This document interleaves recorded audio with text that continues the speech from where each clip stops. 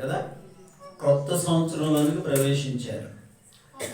క్రొత్త సంవత్సరంలోనికి ప్రవేశించినటువంటి మీరు మీ రెజల్యూషన్స్ ఏంటి, లేదా మీ నిర్ణయాలేంటి? దేవుని సన్నిధిలో దేవుని కొరకు ఎట్లా ఉండాలనుకుంటున్నారు? వింటున్నారా? అర్థమవుతుందా? నా మాటలు అర్థమవుతుందా? బాబు వింటున్నారా? ఆన్లైన్లో ఉన్నవారు వింటున్నారా? దేవుని సన్నిధిలో మీరు ఎట్లా ఉండాలి అని అనుకుంటున్నారు? ఇప్పుడు పాత విధానంలోనేనా? గత సంవత్సరం ఏ విధంగా గడిచిందో ఈ సంవత్సరం కూడా అట్లాగే ఉండాలి, ఏదో వెళ్ళిపోతే చాలులే అని అన్నట్లుగా ఉంటున్నారా? లేదా ఏమైనా మార్పు కలిగి ఉండాలనుకుంటున్నారా? ఒకసారి ఆలోచన చేయండి. చాలామంది ఎక్కడ వేసిన గొంగళి అక్కడే ఉంది అన్నట్లుగానే ఉన్నాయి వారి జీవితాలు. జాగ్రత్తగా వినండి. చాలామంది జీవితాలు ఎట్లా ఉన్నాయి? ఎక్కడ వేసిన గొంగళి అక్కడే ఉంది. మార్పు, ఎదుగుదల, అభివృద్ధి అనేది ఉండట్లా. అభివృద్ధి అనేది లేకపోవడానికి కారణం ఏమిటి అని అంటే, చాలామంది అంటారు దేవుడు మమ్మల్ని కనికరించట్లా, దేవుడు మాకు సహాయం చేయట్లా అని అనుకుంటారు, అని అంటా ఉన్నారు కూడా. దేవుడు మిమ్మలను కనికరించకపోవడం వలన కాదు, దేవుడు మీకు సహాయం చేయకపోవడం వలన కాదు, మనలో మార్పు లేకపోవడం వలన. వింటున్నారా? మనలో మార్పు లేకపోవడం వలన గనక సంఘమా, దేవుని బిడ్డలారా, ఈ మైక్ శబ్దం ద్వారా ఎంతమంది అయితే ఈ మాటలు వినగలుగుతూ ఉన్నారో వారందరితో దేవుడు మాట్లాడుతూ ఉన్నాడు. దేవుడు నీ జీవితంలో, నీ కుటుంబంలో ఒక నూతన క్రియ చేయడానికి ఇష్టపడుతున్నాడు. నమ్మిన వాడు దేవునికి స్తోత్రం చెప్పండి. హల్లెలూయా. దేవుడు నీ జీవితంలో కానీ నీ కుటుంబంలో కానీ ఒక నూతనమైన దేవుని క్రియ చేయడానికి ఇష్టపడుతూ ఉన్నాడు. అయితే దేవుని క్రియ నీ జీవితంలో జరుగులాగున నీవు ఒక నిర్ణయాన్ని కలిగి ఉండాలి. ఏం కలిగి ఉండాలి? ఒక నిర్ణయాన్ని నీవు కలిగి ఉండాలి. మనము చదివిన ఈ 40వ కీర్తన 8వ వచనంలో ఏం చదివాము అని అంటే, నా దేవా నీ చిత్తము నెరవేర్చుట నాకు సంతోషము అని చదువుతూ ఉన్నాం. దావీదు అంటా ఉన్నాడు, దేవా నీ చిత్తము నెరవేర్చుట నాకు సంతోషం అని అంటా ఉన్నాడు.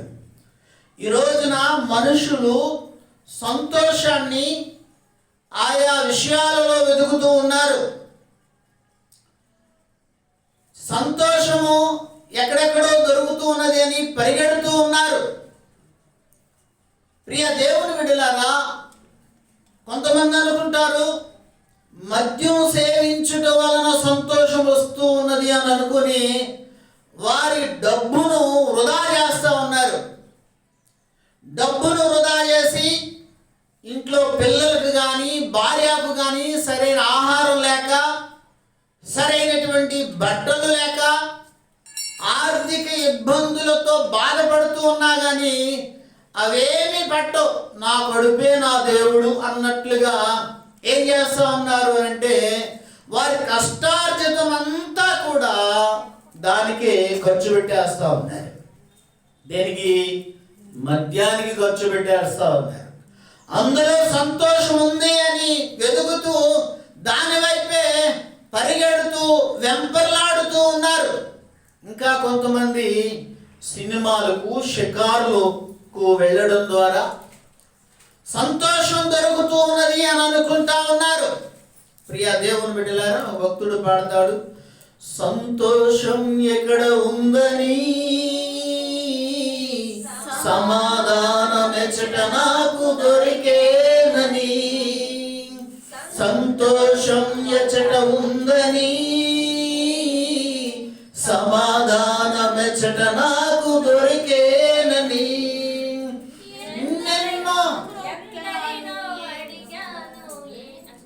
ఎందరినో అడిగాను, ఏవేవో చేశాను, చివరికది నీలోనే కనుగొన్నాను, చివరికది నీలోనే కనుగొన్నాను. ఎంత మంచి దేవుడవయ్యా యేసయ్యా, చింతలన్నీ తీరేనయ్యా నిన్ను చేరినా, నా చింతలన్నీ తీరేనయ్యా నిన్ను చేరినా. హల్లెలూయా.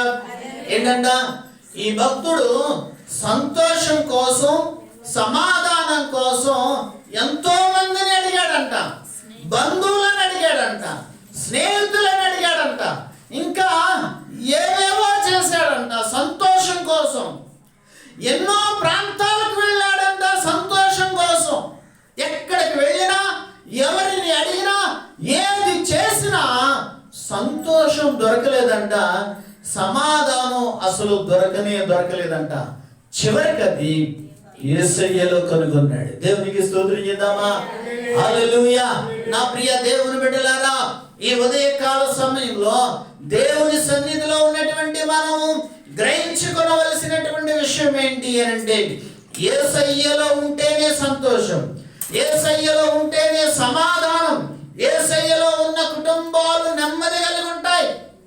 యేసయ్యలో ఉన్నటువంటి కుటుంబాలు కొన్ని ఆర్థిక ఇబ్బందులు పడవచ్చేమో, కొన్ని రకాల సమస్యలు కలిగి ఉండొచ్చేమో, కొన్ని అనారోగ్య సమస్యలు ఎదుర్కోవచ్చేమో.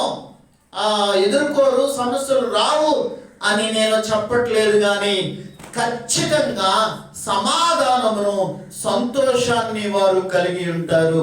నమ్మిన వారు దేవునికి స్తోత్రం చెప్పండి. హల్లెలూయా. ప్రియ దేవుని బిడ్డలారా, ఇక్కడ భక్తుడు ఏమంటూ ఉన్నాడు, దావీదు భక్తుడు ఏమంటూ ఉన్నాడంటే, దావీదునకు ఏది సంతోషమో చెబుతూ ఉన్నాడు. దావీదునకు సంతోషాన్ని కలగజేసే విషయం ఏమిటి అంటే, దేవా నీ చిత్తము నెరవేర్చుట నాకు సంతోషం అని అన్నాడు. ఏంటంట దావీదునకు సంతోషం ఏంటి? దావీదునకు ఏది సంతోషం అంటే, దావీదునకు ఏది సంతోషాన్ని కలగజేస్తా ఉన్నది అంటే, దేవుని చిత్తము నెరవేర్చుట దావీదునకు సంతోషాన్ని కలగజేస్తా ఉంది. ప్రియ దేవుని బిడ్డలారా, దీనిని గురించి కొన్ని మాటలు గత వారం నాడు మనం నేర్చుకుని ఉన్నాము. చిత్తము అనేటటువంటి పదాన్ని ఇంగ్లీష్లో విల్ అని చెప్పేసి అని అంటారు. ఇంగ్లీష్లో ఏమంటారు చెప్పాలి, వింటున్నారా నా మాటలు? అర్థమవుతున్నాయా? ఇంగ్లీష్లో ఏమంటారు అని అంటే విల్ అని చెప్పేసి అని అంటారు. విల్ అనగా చిత్తము, WILL. ఈ యొక్క 4 అక్షరాలలో ఉన్నటువంటి ఆ అర్థాన్ని గమనించినట్లయితే దేవుని సంతోషం మన జీవితంలో సార్థకం అవుతూ ఉంటుంది. దేవుని సంతోషం మన జీవితంలో నింపబడుతూ ఉంది. ప్రియ దేవుని బిడ్డలారా, ఈ యొక్క విల్ అనేటటువంటి పదంలో ఉన్నటువంటి మొదటి అక్షరం ఏంటి అని అంటే W. మొదటి అక్షరం ఏంటి? W అనగా దాని అర్థం ఏంటి అని అంటే వాకింగ్ విత్ గాడ్. ఏంటంట? వాకింగ్ విత్ గాడ్, దేవునితో నడవటం. నా ప్రియ దేవుని బిడ్డలారా, ఒక విశ్వాసికి దేవుని చిత్తము నెరవేర్చడం అంటే అర్థం ఏంటి అని అంటే, దేవునితో నడవటమే దేవుని చిత్తము నెరవేర్చడము. ఏంటంట? ఒక విశ్వాసి దేవునితో నడవటమే దేవుని చిత్తాన్ని నెరవేర్చడం. బైబిల్ గ్రంథంలో కొంతమంది భక్తులను మనం చూసాం. గత వారం నాడు హానోకు దేవునితో నడిచాడు, తర్వాత నోవాహు దేవునితో నడిచాడు, తర్వాత హిజ్కియా రాజు ఎట్లాగా హృదయంతో, సత్యంతో దేవునితో నడిచినట్లుగా దేవుని సన్నిధిలో హిజ్కియా రాజు నడిచినట్లుగా దేవుని వాక్యంలో మనము నేర్చుకొని ఉన్నాం. ప్రియ దేవుని బిడ్డలారా, ఈ రోజున మరొక మాటను మీ ముందుకు తీసుకురావాలని నేను ఆశపడుతూ ఉన్నాను. చూడండి, విల్లులో ఉన్నటువంటి రెండవ అక్షరం ఏంటి? విల్లులో ఉన్నటువంటి రెండవ అక్షరం ఏంటి అని అంటే ఐ. ఏంటది? ఐ. ఐ అనగా invest in God. Invest in God అనగా దేవునిలో పెట్టుబడి పెట్టడం. ఎవరిలో పెట్టుబడి అంట? చెప్పాలి. పెట్టుబడి పెట్టడం. పెట్టుబడి. ఈ రోజున చాలా మంది వ్యాపారంలో పెట్టుబడి పెడతారు. వ్యాపారంలో పెట్టుబడి పెడతారు. ఇంకా వ్యవసాయంలో కూడా పెట్టుబడి పెడతారు. ప్రియ దేవుని బిడ్డలారా, అయితే ఇక్కడ ఏమిటి అని అంటే దేవునిలో పెట్టుబడి పెట్టడం. ఏంటది? చెప్పండి అమ్మా. అర్థమవుతుందా నేను చెప్పే మాటలు? అర్థమవుతున్నాయా నేను చెప్పే మాటలు? ఏం చేయడం అంట? దేవునిలో పెట్టుబడి. దేవునిలో పెట్టుబడి. దేవునిలో పెట్టుబడి పెట్టడం అంటే ఏంటి? దేవునిలో పెట్టుబడి పెట్టడం అంటే ఏంటి? దేవునిలో మనము ఏ విధంగా పెట్టుబడి పెట్టగలం? దేవునిలో ఏ విధంగా మనం పెట్టుబడి పెట్టగలం? వ్యాపారంలో పెట్టుబడి పెట్టడం అంటే డబ్బు, మనం పార్ట్నర్షిప్, కొంతమందితో పార్ట్నర్షిప్ కలిగి కొంత డబ్బు ఏం చేస్తామంటే వ్యాపారం కోసం మనం ఖర్చు పెడతాం, లేదా వ్యవసాయంలో డబ్బు ఖర్చు పెడతా ఉంటాం. మరి దేవునిలో పెట్టుబడి పెట్టడం అంటే ఏంటి? చూద్దామా ఒకసారి. ఒక వాక్యాన్ని చదువుకుందాం.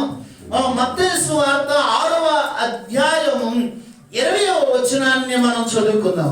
మత్తయి సువార్త 6వ అధ్యాయము 20వ వచనంలో, పరలోకమందు మీ కొరకు ధనము కూర్చుకొనుడి, అచ్చట చిమ్మెటైనను తుప్పైనను దాని తినివేయదు, దొంగలు కన్నము వేసి దొంగిలరు. ప్రియ దేవుని బిడ్డలారా, చాలు. ఇక్కడ యేసు ప్రభు వారు చెప్తూ ఉన్నారు. యేసు ప్రభు వారు మాట్లాడుతూ ఉన్నారు. యేసు ప్రభు ఆయన దగ్గరకు వచ్చినటువంటి వారికి బోధిస్తూ ఉన్నారు. దీన్ని కొండ మీద ప్రసంగం అని చెప్పేసి అని అంటాం. మత్తయి సువార్త 5వ అధ్యాయం, 6వ అధ్యాయము 7, ఈ 3 అధ్యాయాలు కొండ మీద ప్రసంగం అని చెప్పేసి అని అంటూ ఉంటాం. ఎన్నో మాటలు యేసయ్య వారికి బోధించారు. ఎన్నో మాటలు బోధించిన తర్వాత యేసు ప్రభు ధనమును కూర్చుకునే విషయం గురించి మాట్లాడుతూ ఉన్నారు. దేని గురించి మాట్లాడుతున్నారు చెప్పాలి? అర్థమవుతుందమ్మా? దేని గురించి మాట్లాడుతున్నారు? ధనము కూర్చుకునే విషయం గురించి మాట్లాడుతున్నారు. అవును, ధనం ప్రతి ఒక్కరికి అవసరమే కదా. ధనం ప్రతి ఒక్కరికి అవసరమే. డబ్బు లేకపోతే ఏది జరుగుతుంది? డబ్బు లేకపోతే రోజు గడవదు. డబ్బు ఉండాలి. డబ్బు అవసరం. మనిషికి డబ్బు అవసరం. డబ్బు లేకపోతే కష్టం. అయితే ఈ లోకములో డబ్బు సంపాదించుకునే దానికంటే డబ్బు సంపాదించుకోవద్దని యేసు ప్రభు ఎక్కడ చెప్పలా. డబ్బు కూర్చుకోవద్దని కూడా యేసు ప్రభు ఎక్కడ చెప్పలేదు. కానీ యేసు ప్రభు చెబుతూ ఉన్న మాట ఏంటి అని అంటే, పరలోకములో మీ కొరకు ధనము కూర్చుకొనుడి అని అంటా ఉన్నాడు. ఏం కూర్చుకోవాలంట? చెప్పలేం కూర్చుకోవాలి? పరలోకములో ధనం. పరలోకములో ధనం. ప్రియ దేవుని బిడ్డలారా, ఈ లోకంలో ధనం కూర్చుకోవాలి అని అంటే బ్యాంకులు ఉన్నాయి కదా. ఈ లోకంలో మనం డబ్బు దాచిపెట్టుకోవాలి అని అంటే బ్యాంకులు ఉన్నాయి, పోస్ట్ ఆఫీసులు ఉన్నాయి కదా. ఇది ఉన్నాడు, పోస్ట్ ఆఫీసులు ఉన్నాయి, బ్యాంకులు ఉన్నాయి. కానీ పరలోకంలో మరి ఎట్లా దాచుకోగలం? పరలోకంలో ఏ విధంగా ధనాన్ని మనం దాచుకోగలము అని కనుక మనం ఆలోచన చేసినట్లయితే, దేవుని వాక్యంలో కొన్ని మాటలు నేను ముందుంచుతాను, చాలా జాగ్రత్తగా మీరు వినాలి అని ప్రభు పేరట మీకు మనవి చేస్తున్నాను. ప్రియ దేవుని బిడ్డలారా, దేవునిలో పెట్టుబడి పెట్టడం అంటే ఏంటి, లేదా పరలోకంలో ధనం కూర్చుకోవడం అంటే ఏంటో కొన్ని మాటలు మీ ముందుంచుతాను, చాలా జాగ్రత్తగా చూడండి. ఇదే మత్తయి సువార్త 19వ అధ్యాయము 21వ వచనమును మనం చదువుకున్నాం. త్వరగా చదివి సహాయం చేయండి. మత్తయి సువార్త 19వ అధ్యాయము 21వ వచనమును మనం చదువుకుందాం. అందుకు యేసు, నీవు పరిపూర్ణుడవగుటకు కోరిన యెడల పోయి నీ ఆస్తిని అమ్మి పేదలకిమ్ము, అప్పుడు పరలోకమందు నీకు ధనము కలుగును. నీవు వచ్చి నన్ను వెంబడించుమని అతనితో చెప్పెను. అయితే ఆ యవనుడు మిగుల ఆస్తి గలవాడు గనుక ఆ మాట విని వ్యసనపడుచు వెళ్ళిపోయాను. చాలు ప్రియ దేవుని బిడ్డలారా, ఇక్కడ యేసు ప్రభు దగ్గరికి ఒక యవనస్తుడు వచ్చాడు. ఎవరు వచ్చారు? యేసు ప్రభు దగ్గరికి ఒక యవనస్తుడు వచ్చాడు. ఆ యవనస్తుడు వచ్చి యేసు ప్రభుతో మాట్లాడుతూ ఉన్నాడు. 16వ వచనం నుండి చదివితే మనకు అర్థమవుతుంది.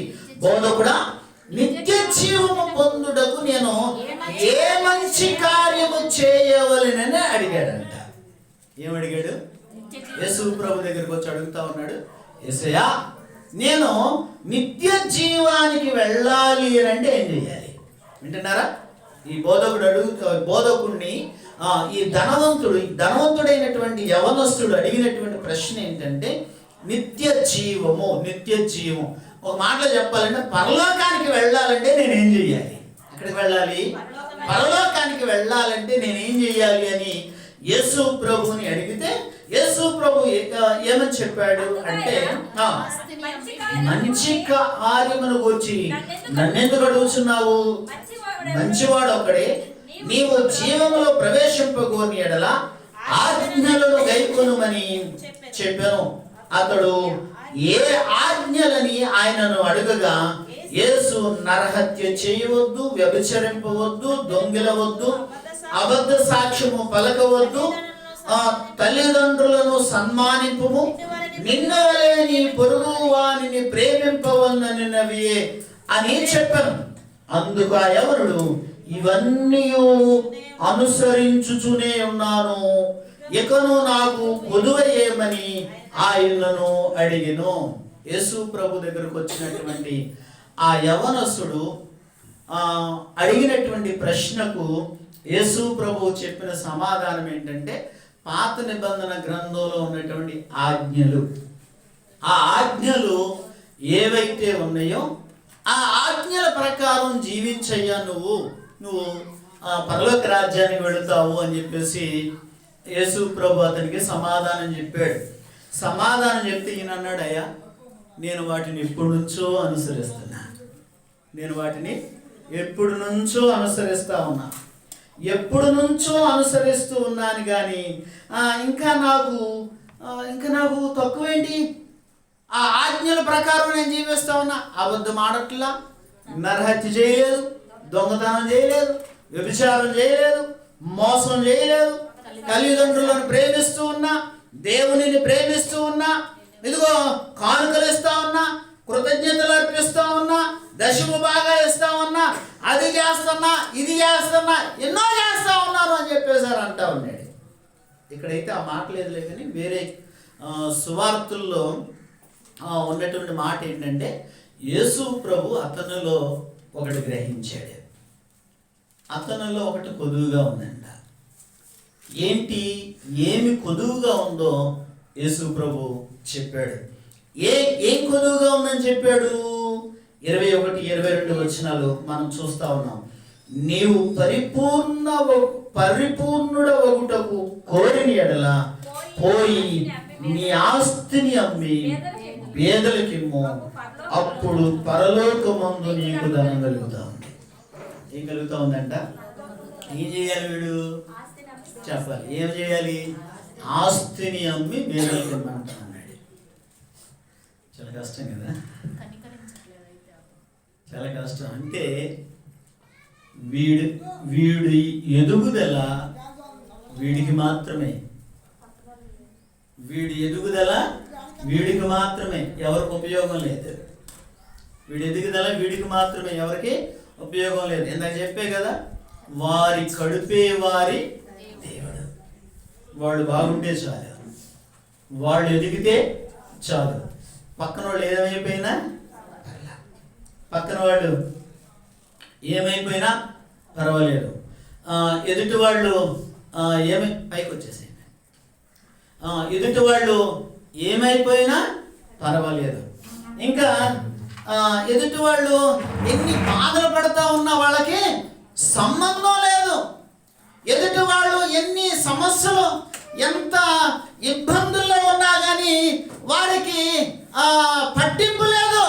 ప్రియ దేవుని బిడ్డలారా, ఇటువంటి వాళ్ళు కనీస కనికరము కూడా లేనటువంటి వారు మన సమాజంలో బ్రతుకుతూ ఉన్నారు.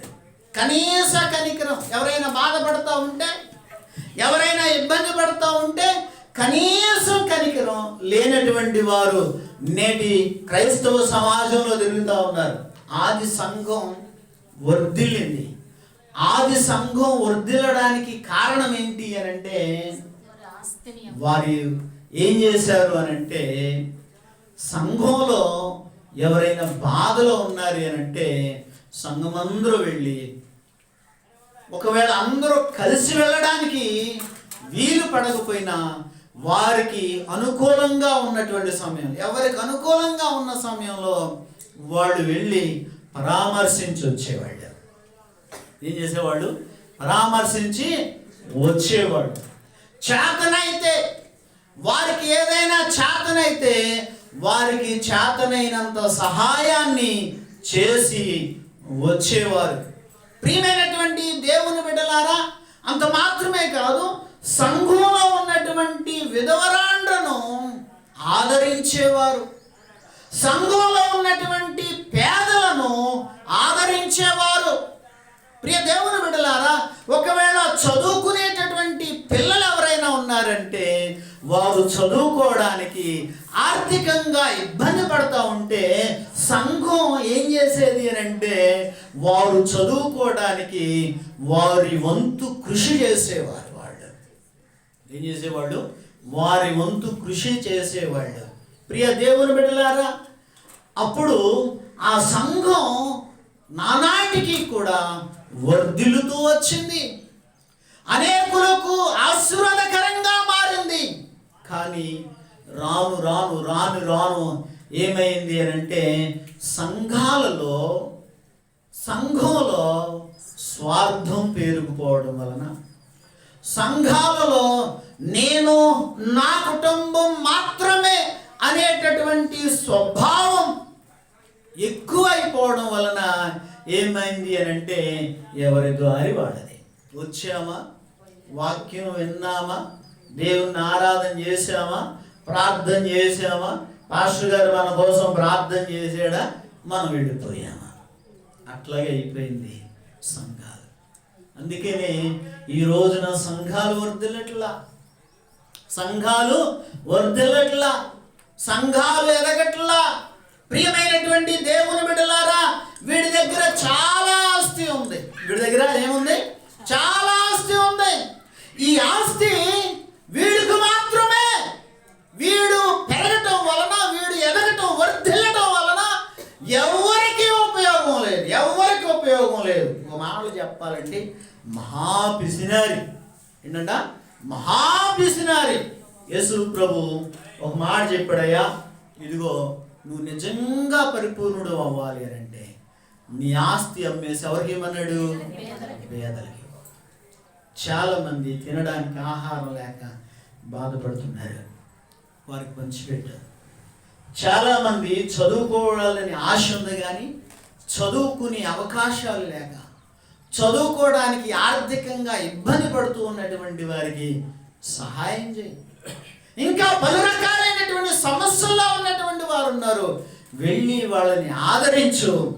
ఆదరించడం మాత్రమే కాదు, యేసయ్య చెప్పినటువంటి ప్రాముఖ్యమైనటువంటి మాట ఏంటి అని అంటే, నీవు వచ్చి నన్ను వెంబడించుమని అతనితో చెప్పాడు. దేవునికి స్తోత్రం చేద్దామా? చాలా ప్రాముఖ్యమైన మాట. వింటున్నారన్న మాటలు? మన మాటలు అర్థమవుతున్నాయా మీకు? యేసు ప్రభుని వెంబడించడం. ఎవరిని వెంబడించడం? యేసు ప్రభుని వెంబడించడం. వెంబడించడం చాలా ప్రాముఖ్యం. వెంబడించడం. చాలామంది అనుకుంటారు బైబిల్లో మా ఇంట్లో బైబిల్ ఉంటే మేము క్రైస్తవులు అని అనుకుంటారు. ఏదో క్రిస్మస్ పండుగ నాడో లేదా జనవరి పండుగ నాడో లేదంటే వారానికి ఒకసారి అప్పుడప్పుడు చర్చికి వెళ్ళడం ద్వారా మేము క్రైస్తవులు అని అనుకుంటారు.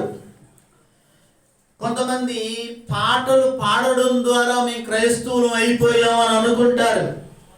కాదు కాదు, ఎంత మాత్రము కూడా క్రైస్తవులు కానే కాదు.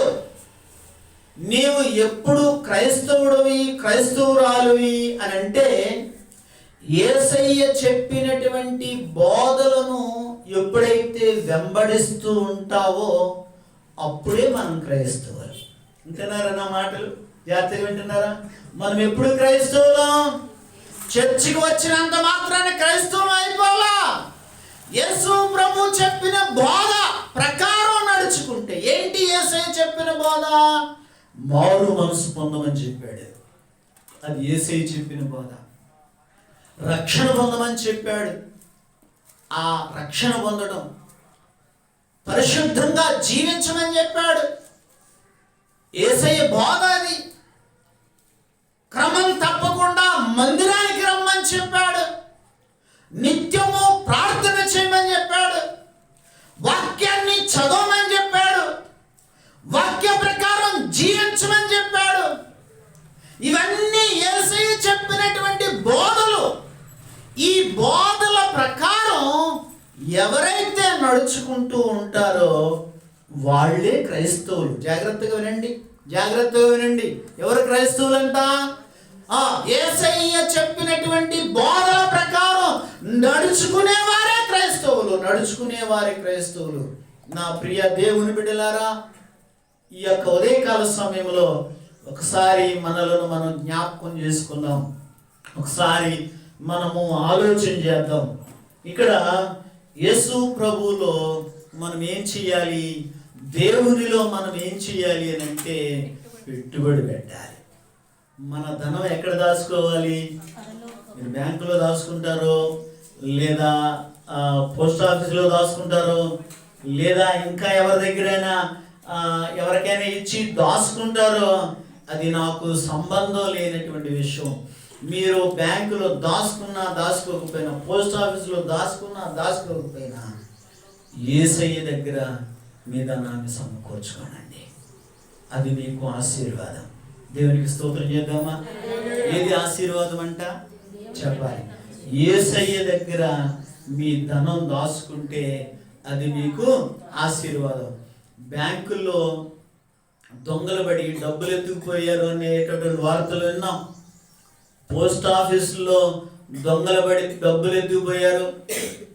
పోస్ట్ ఆఫీస్ వాళ్ళే డబ్బులు మాయం చేసినటువంటి ఘటనలు కూడా ఉన్నాయి.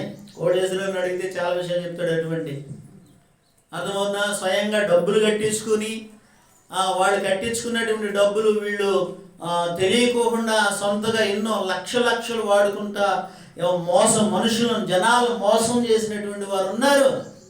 అంటే ఈ లోకంలో దాచుకునేటటువంటి డబ్బుకి భద్రత లేదు, కానీ పరలోకంలో దాచుకునేటటువంటి ధనానికైతే అది ఫుల్ సెక్యూర్. ఏంటంటే అక్కడ ఫుల్ సెక్యూర్. అక్కడ తుప్పట్టదంట, దొంగలు పడరంట, ఏమీ చేయరంట. అయితే పరలోకంలో దాచుకునేటటువంటి ధనం ఏంటి అని అంటే మొదటిగా యేసయ్యను వెంబడించడం అనేటటువంటి పెట్టుబడి. ఏంటది చెప్పాలి. ఈ డబ్బులు తీసుకెళ్ళి పరలోకంలో ఒక బ్యాంకు ఓపెన్ చేసి ఆ పరలోక బ్యాంకులో దీన్ని పెట్టడం అంటే ఏంటి అని అంటే యేసయ్యను వెంబడించడమే. యేసయ్యలో పెట్టుబడి పెట్టడం అంటే ఏంటి చెప్పాలి. యేసయ్యలో పెట్టుబడి పెట్టడం అంటే ఏంటి చెప్పాలి. యేసయ్యలో పెట్టుబడి అంటే ఏంటి? యేసయ్యను వెంబడించడం. ఏంటి పెట్టుబడి? ఏంటి? యేసయ్యను వెంబడించడం. యేసయ్యను వెంబడించడం. వెంబడించడం అంటే ఆయన ఏదైతే బోధించాడో ఆ బోధల ప్రకారం నడుచుకోవడం. ఆయన బోధలు చాలా ఉన్నాయి. అందులో ప్రధానమైనవి మారు మనసు పొందడం. ప్రధానమైనవి ఏంటి? మారు మనసు పొందడం, రక్షణ పొందడం, బాప్తిసం పొందడం, ప్రార్థన చేయడం, విశ్వాసం ఉంచడం, పరిస్థితి ఏదైనా విశ్వాసం ఉంచడం, దేవుని మందిరమునికి క్రమం తప్పకుండా రావడం, దేవుని బిడ్డలతో సంఘంతో సహవాసం కలిగి ఉండడం, ఇవన్నీ ఆయన బోధలు. ఎవరైతే ఈ బోధల ప్రకారం నడుచుకుంటూ ఉన్నారో అక్కడ ధనాన్ని దోసుకుంటూ ఉన్నారు. దేవునికి స్తోత్రం చేద్దామా? పరిశీలన చేద్దాం. ఒకసారి ఆలోచన చేయండి ఈ మాటలో. మరి నీవు పెట్టుబడి పెడుతున్నావా? అనగా నీవు వెంబడిస్తూ ఉన్నావా? యేసయ్యను వెంబడిస్తూ ఉన్నావా? వెంబడిస్తూ ఉంటే ఏ విధంగా నీవు యేసయ్యను వెంబడిస్తూ ఉన్నావు? మాటలు అర్థమవుతున్నాయా? ఏ విధంగా నీవు యేసయ్యను వెంబడిస్తూ ఉన్నావు? పరిశీలన చేసుకుందాం. కొద్ది నిమిషాలు నేను ముగించేస్తాను. 10 నిమిషాలు మాస్టర్ కూడా మాట్లాడతారు. ఈ మాటలను దేవుడు దీవించి ఆశీర్వదించును గాక. ఆమేన్.